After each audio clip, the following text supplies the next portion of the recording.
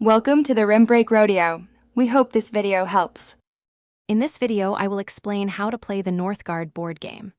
Northgard, Uncharted Lands is a Viking-themed strategy game where 2 to 5 players lead a clan to explore, conquer, and develop new territories. The game typically lasts between 1 and 2 hours.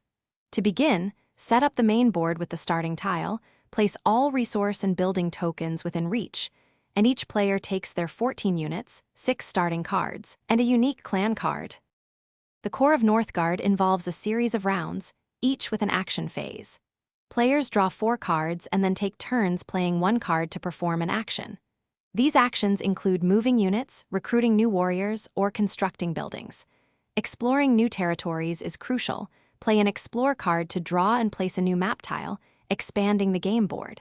Careful resource management of food, wood, and lore is essential for building and supporting your growing clan. Challenges abound in Northgard, especially during combat and the harsh winter.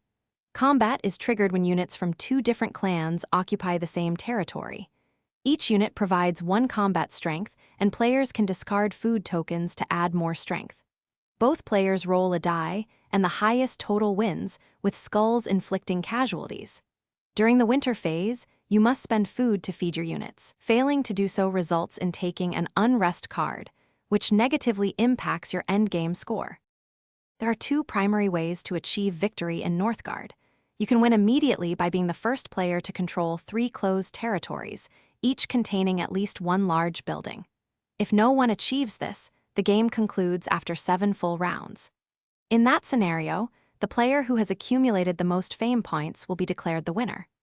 Fame is earned throughout the game by exploring new lands, controlling valuable territories, and utilizing unique clan abilities. Thanks for watching. Consider subscribing if we helped you.